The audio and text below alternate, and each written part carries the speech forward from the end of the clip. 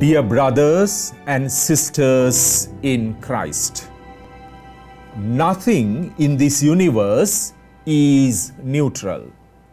Absolutely nothing remains neutral in this universe. Neutrality is not a virtue, certainly not a biblical or a theological virtue. In fact, the famous Italian poet and writer Dante Alighieri, who lived in the 13th and the 14th centuries, said famously, "The hottest place in hell is reserved for people who remain neutral during a moral crisis." Let me repeat that again. The hottest place in hell is reserved for people who remain neutral during a moral crisis. Now, this is also true when it comes to the gospel of Jesus Christ, when it comes to his message. In fact, he put it in another way, in a much more theological, accurate way. I will read that passage from the Gospel of Matthew, Matthew chapter 6, verse 24. Jesus says, "No one can serve two masters, for either he will hate the one and love the other, or he will be devoted to the one and despise the other. You cannot serve God and mammon." The message is very clear. So let us examine this bit further. Now, what would happen when we try to serve two masters, or when our goals or our future orientations are divided deep within us? What would happen is we would lose our personal integrity, our oneness as a person. So that is why we need to have one specific focus. Of course, we could have, usually as humans, as human persons, especially from our childhood, even when we were children, we had dreams, future dreams for our future orientations, etc. And also as young people, most of them have future goals and future dreams. There is nothing wrong with that. But the thing is, as we go along life, we need to prioritize, come up with a priority, and we need to have ultimately some spiritual purpose. Material and in terms of the worldly success, we could have goals, but they should be subordinated to a higher spiritual goal or higher spiritual principle, which Jesus calls God, the God experience. And also here, there is a very fine distinction, which is, you could have material goals. You could, in fact, the word mammona is an Aramaic word. The word Jesus uses here is an Aramaic word. Mammona has a very rich and emotionally loaded meaning. Usually it is translated in modern Bibles as money or riches or wealth, and that translation is accurate. There is no problem with that translation, but you could go deeper. Mammona also means the privileges we are seeking in this world, special privileges, and also it can also mean our desire to grab power, and also to have influential friends, political connections, and also positions, and also places of honor, places of prestige, etc. Usually these are the day-to-day temptations of each one of us. But we need to become aware about them. The danger with these things is that they may become our ultimate goals in life. And in the process of trying to gain or trying to win these things, we tend to forget God and our ultimate spiritual purpose in life. So that's the danger of that. So that's why Jesus makes this fine distinction. He's saying, you cannot serve God and mammon. Of course, mammon, or these material success, material things, we need, but we need to use them. Like for an example, if we have a car, we have to use it in order to get to a place. That's all. Its purpose is purely utilitarian. Right? If we have a house, we need the house to protect ourselves from rain and the sun and from other dangerous things, so that we could live quite securely and comfortably inside our house. But it's not something we must worship or serve, or whatever the material properties we have. Of course, we need these things. Jesus never says we don't need them.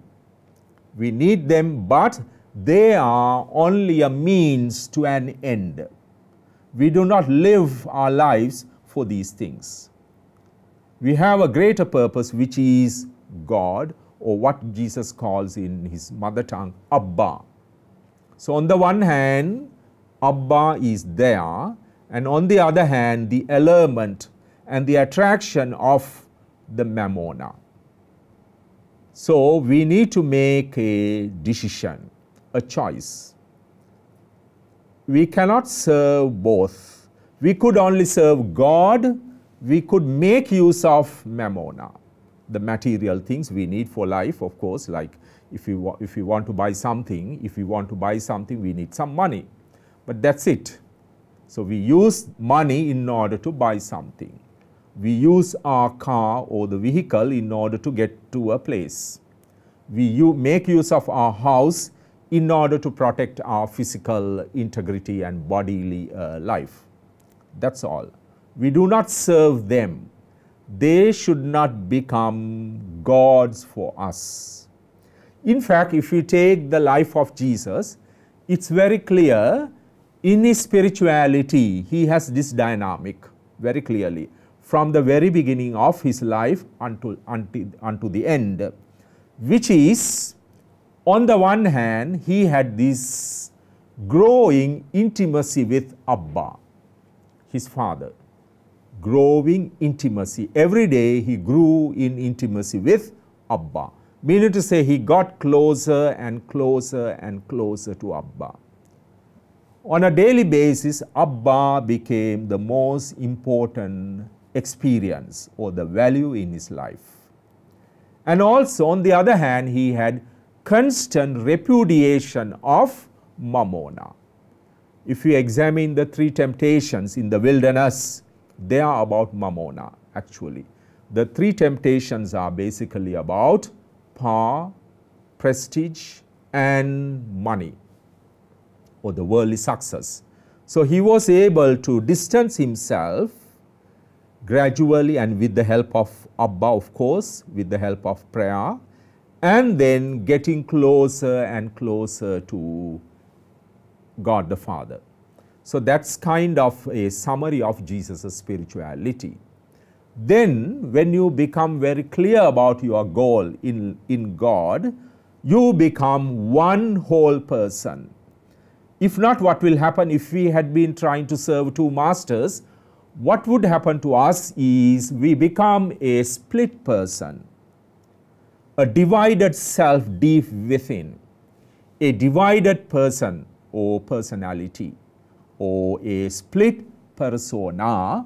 And what would happen in the process? I do not know who I am, because I have several selves deep within me, or I have several personas or persons I may not know my real identity as to who I am.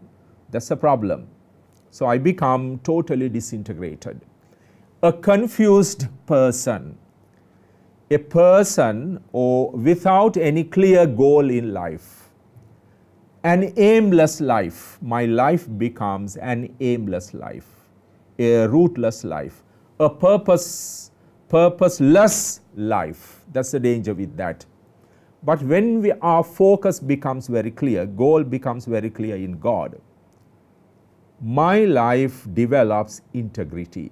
And Jesus was such an integrated person. He was only one. What you see outside of him, and that was his reality deep within him. He was one person, whole person. There was this absolute and deep oneness deep within him. That's why in human history, no human person, no one has attained such level of integrity, personal and spiritual integrity. No one had ever had attained. So that is very important to understand. That is why many people came to him and tried to touch only his garment, outer garment, and they got healed. Like that woman who was suffering from blood cancer for 12 years, or from that hemorrhage for 12 years. She did not want to touch his body or his skin, but only his outer garment. And she got cured instantly, immediately. Why? Because he was so one, Jesus so one whole person. There was no any division, split. His healing power was even in his clothes. His healing power had enveloped him, including his clothes. So you don't need to touch Jesus. All you need to do is to touch his clothes, and you would definitely and surely get healed, because he had that one single self, one single persona, or one single personality. And this aspect is also very important for us, because the thing is, if we are split deep within us, you see, if we are separated deep within us, we become violent, we become competitive. The more divisions we have deep within us, the more violent we become. Because you see, you do not know who you are. You have not found yourself out. You have not truly discovered yourself. You are a split person. Split persons are very dangerous. They become very competitive, very jealous, very violent. Why? Because they always define themselves in relation to others. They always try to imitate the others, or they try to compete with others. Why? They do not know who they are. In other words, they simply try to imitate what other people desire, or what other people wanted to achieve in life, or what other people wanted to grab, or what other people wanted to do, or what other people kind of wanted to think. Though they simply become drifters, driftwoods. Drifting means, they don't have their developed selves in God. They do not have a clear purpose in life, a clear goal in life, or a fundamental option in life. They simply imitate other people. In the process, they become either jealous or they envy. There is a distinction between jealousy and envy. Jealousy means you are afraid that you would lose what you have. You are afraid that someone else will grab it, or you would lose it eventually. So that's jealousy. Like, let's say a young man, if he has a girlfriend, he is afraid that this girlfriend would fall in love with someone else, or another man will come and grab her. or would fall in love with her and then start a relationship. So he's very insecure about losing what he has. It can be about relationships, material things, or a talent, or anything it could be. Enviousness is the exact opposite. Envy means, if you envy someone, that means you want to possess what other person has or what other person possesses. You would like to have it, but you don't have it. You have not so far achieved. Therefore, as I said, there is a very fine distinction between jealousy and enviousness. Now, Jesus had the best solution to this problem. He knew this deep human desire to imitate the desires of other people, and also for us to become mindless imitators, not because we want it, not because it is useful to us, simply because other people desire it, other people want to grab it, other people want to possess it. Therefore, we also blindly, mindlessly would like to imitate the desires of other people. So what was the solution of Jesus for this perennial problem? This has been a reality down through the centuries in human history. His solution was, he said, when he summoned his disciples, he said, imitate me, follow me, live like me, or become like me. What was the secret of the desire of Jesus? What was really his purpose? He wanted to resemble God the Father. In other words, Jesus wanted to imitate God the Father. He did not want to imitate anything else, not any worldly project or any material goal or any kind of a self-centered achievement, but the Father. He is also inviting us to imitate him, and when we imitate Jesus, we are imitating God the Father. Now, what is the difference between imitating God and imitating worldly figures, be they famous actors and actresses, or politicians, or famous cricketers, or sports stars, or famous scientists, or philosophers, or writers, or poets, or whoever they happen to be, and imitating God? What's the difference? You see, when you imitate God, there is no jealousy. It's non-competitive. There is no competition. On the other hand, when we imitate the people, the world-famous people, the worldly people, there would always be jealousies, competitions, bickerings, and conflicts. The reason is very simple, because 2, 3, or 4 people are desiring the same thing. It's like 2 young men, let's say, desiring the same girl, same young woman. Both of them want to form a relationship, but of course both of them cannot have the same woman. So there will be a competition, kind of a violent conflict, and jealousies and bickerings. At times even, you see, one could even murder the other out of jealousy. But when we imitate God the Father, or in and through, by imitating Jesus, when we imitate God the Father, it does not lead to any competition. Because in a spiritual journey, there is no jealousy. The closer you get to God, the more you want other people to follow God also. The more you would invite others to follow God, because it's non-material.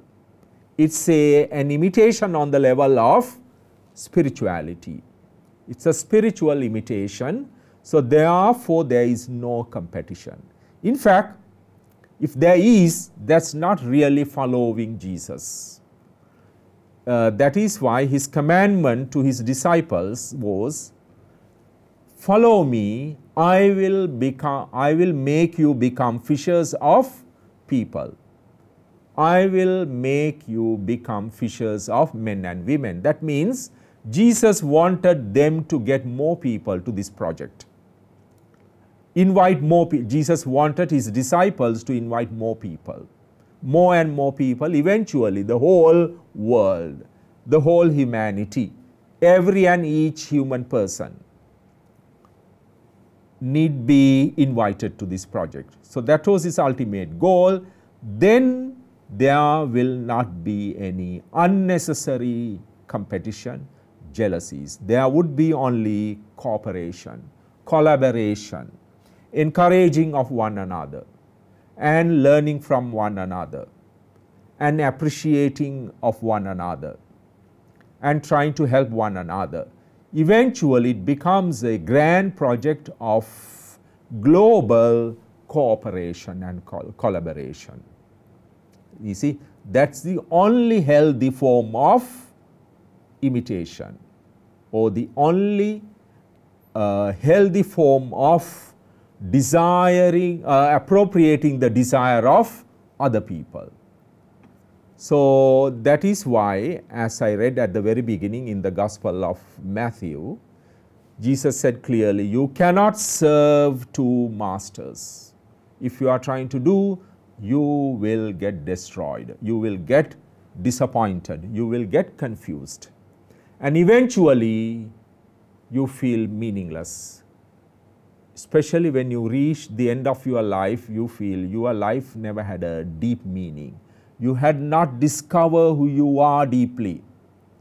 We could discover ourselves only in God, only in relation to God. In and through material things, material possessions, we cannot define our personality. You see, they are material things. Therefore, they are temporary. They are not eternal. They are not spiritual. They do not give us a real personal identity. They do not give us a real and an authentic personal identity. They are only means to some ends. That's all. Our true identity as human persons comes from God. So even in the case of Jesus, Jesus has no personhood, personality or character if you remove his Abba experience. If you remove his relationship with his Father, Jesus means absolutely nothing. His whole character, personality, personhood collapses. So it's always in relation to Abba, in relation to our Father, that we attain, we receive our true identity as human persons. Then, even if we do not have anything else, even if we would lose some of our material possessions and comforts, we would not be confused, we would not lose anything, we will not be disappointed or frustrated. You would be absolutely secure in him.